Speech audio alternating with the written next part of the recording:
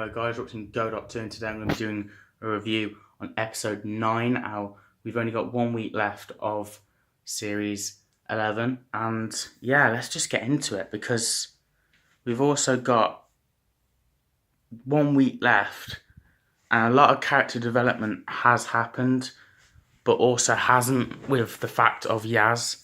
Yaz's character development yet again hasn't happened, but Ryan, we've got a bit of where he's at with his dad because he still has issues with the fact his dad running off, and he has a connection with this girl.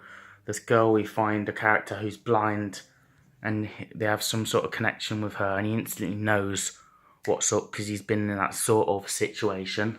A lot of more character development with Graham, obviously, with where he's at, with him losing his wife, and we actually see him kind of breaking down and finally letting out because he's gone in the TARDIS to run away from his problems, but his problems are caught up with him, and they've come for a reason. Like, they've got a fake. I've forgotten the Nan's name. I think I'm just going to say Nan, but I think it's Alice. Something like that. His wife, I'm just going to call her Nan. Because that's Ryan's Nan, stuff like that. Anyway, they made a fake version of her, a mirror version. Let's just say the mirror version. And they've made a mirror version of the blind girl's mom. And the father is the proper father, and he's fallen for the mirror version because he desperately wants his wife back. And Graham desperately wants his wife back because they both died tragically. And you kind of have a mind-blowing episode where you don't know where this story's at because apparently it's meant to be a beast in the forest, but it's not. It's a fake beast that the dads did to make the blind girl scared to stay in the house so she don't get hurt or anything. She's staying in the house safe, but she's actually terrified of what's out there, which the dad's just concocted so he can go off somewhere else while she's scared and won't go out the house.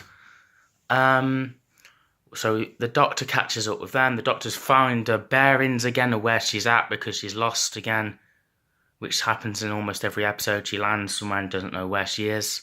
She's only nailed her landing once in the spider episode where she's like, yes, I did it. But every other episode, I think she's messed up and the TARDIS has gone somewhere else. Apart from that Indian episode as well, she landed the TARDIS right there as well. Yeah, more character development on Graham again. We suddenly see, I'm going to think it's Alice, I'm not sure.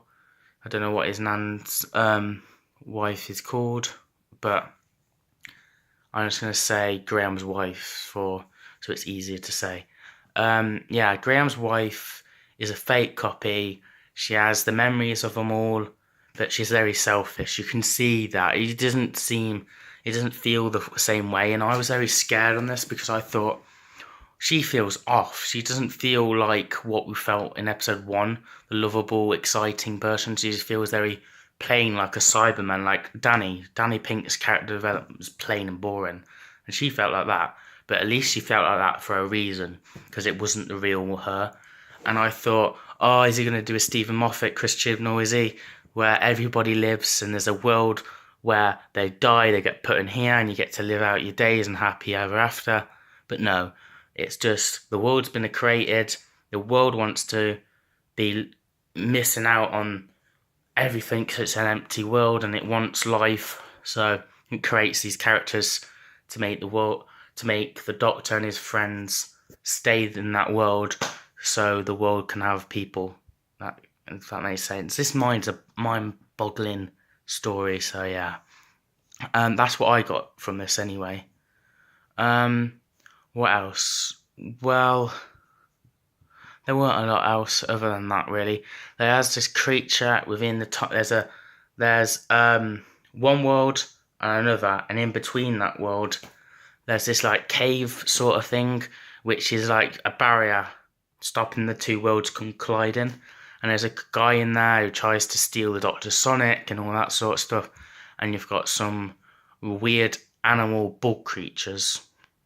Yeah, that's a thing. They eat and all that. And there's rats that have been eaten. So there's life in between the two I don't know. It's a Doctor Who episode. Never apply logic to a Doctor Who episode. What else? Not a lot, really. Character development. Yaz didn't have much to do. Ryan linked in with the blind girl's losing her mom, but connecting with lost her fathers each time, because Ryan doesn't have anything to do with his father, and she's lost her father, so they linked up, even though she didn't like him at the beginning. The 13th Doctor had a lot to do. I didn't like the crazy frog little thing at the end. That was a bit what?